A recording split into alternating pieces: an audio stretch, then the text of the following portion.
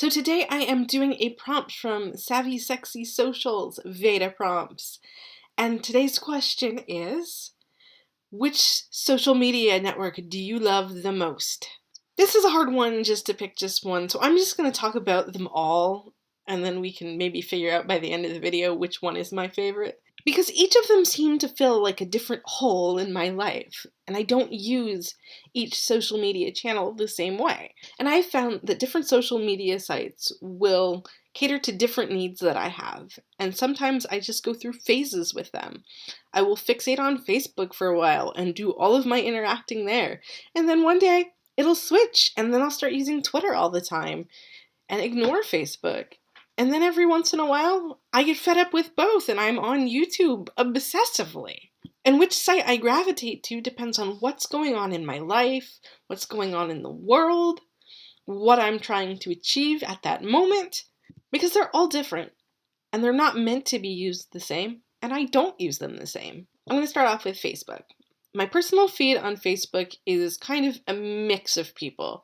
It's some people that I grew up with, it's some people that I have worked with, it is some people that I haven't worked with, but I have professional connections with. There are a bunch of people on there that I have taken online classes with over the years, coaches that I've worked with. Most of the people on there I have some sort of personal connection with, but in some cases it was just that I was in a group with them at some point.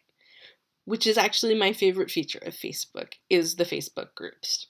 Because I feel like that fills a need in my life that stemmed from the old school message boards, which were very popular before this whole social media happened. They were kind of the pre-social media.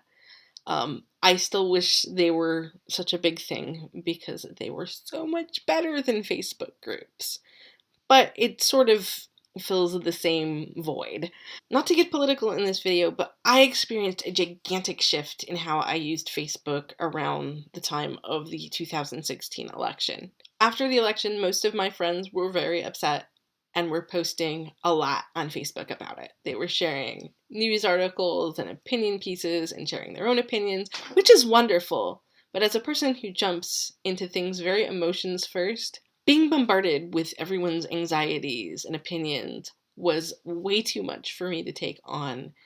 And several days after the election, I just kind of had a meltdown and decided to unfollow almost all of my friends. So for my own mental health, I disengaged a lot from Facebook by just taking my feed and putting a ton of stuff on the cutting block. So I follow about 20 people. And the rest of the things I follow are all pages.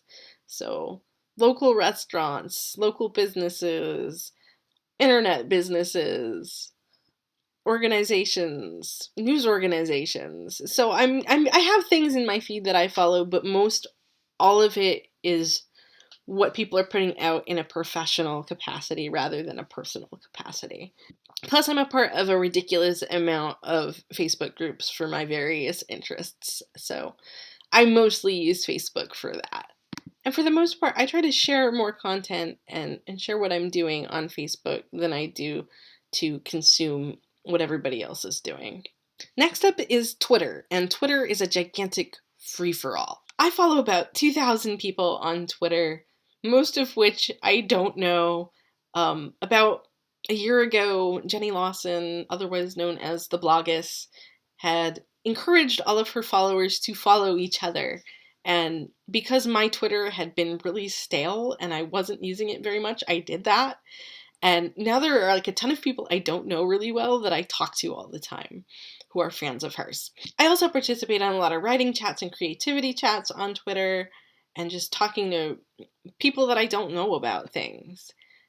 And I find Twitter sometimes to be very therapeutic. I then get sometimes tired of it for some of the same reasons I get tired of Facebook, because there is a lot about what's happening in the world going on there. But I find Twitter is much easier to swallow that because for the most part, since there's a character limit, nobody's giving me a gigantic dissertation on why I should feel a certain way about a certain thing. It's more, just look at this article, and I can kind of ignore that. Or I can engage with it if I feel like engaging with it. And then there's YouTube, which is a platform which I find that I consume way more than I participate in, despite the fact that I'd like to participate more. Which explains why I do things like Veda. I've just never been able to really convert doing Veda and other vlogging challenges and making it stick as a consistent thing that I do every week. I'm hoping that at some point that will happen. I go through phases where I'm okay at it, but a lot of the time I just am not. And I also go through phases of how much I watch too, and what I'm watching. And there's just such a wide range of stuff here, because there's stuff that is from conventional media on here. There is stuff that people are making in their bedrooms. There's music, there's dancing, there's freaking everything on YouTube.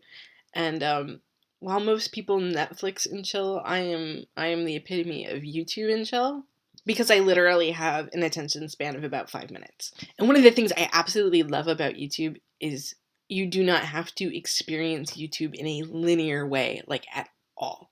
Okay, sure, you have your subscription feed for the people that you want to watch all the time, but if you don't want to do it that way, you can just search for anything you want to watch for, and there it is. And that, for me, especially post-election, was like my saving grace, because I could find all of this stuff that was empowering me to do stuff instead of just being sucked into the vortex of my Facebook and Twitter feeds, which was just like, everything is terrible, we're all going to die. And then I would go to YouTube and be like, okay, shit's not good, but there are things we can do about it. So for me, YouTube is often a much more positive place. I know there are like dark, yucky corners of YouTube too, but I don't pay attention to those. So it tends to be an uplifting place for me. And those are my big three. And then there's kind of some lesser ones. Like Instagram for me is where I upload pictures to. Because once I send it to Instagram, it goes to Facebook, it goes to Tumblr, it goes to Twitter. So, and I don't consume much on Instagram. Like every once in a while I'll get bored and I'll just go on a binge of like liking things on Instagram, and occasionally I'll leave a comment, but for the most part I don't engage much with Instagram, even though it's nice. They're pictures. Tumblr has kind of become my blog replacement because my website's down because I couldn't afford to pay for the hosting, because I'm not working right now, short of occasionally doing some tarot readings. So get a tarot reading from me so I can pay for my website. Shameless plug. But I kind of don't get Tumblr in a social way. I kind of liken it to being a Twitter with longer posts, but I never quite got the hang of it. Plus, I really don't like the UI for it. Like, I think it's better on mobile than it is on the desktop, but since I spend so much time on my desktop, I want it to be nice on the desktop, so I kind of I follow people on Tumblr, but I don't really pay attention. So that's I don't really love Tumblr. And then finally there's Snapchat. And I pretty much only use Snapchat with people I'm very, very, very, very, very, very, very, very close to, or have known for a very long time. So if we're friends on Snapchat, you're pretty special. And I do not use Snapchat's public features at all. I pretty much exclusively use Snapchat to send pictures of my cats to people that I like.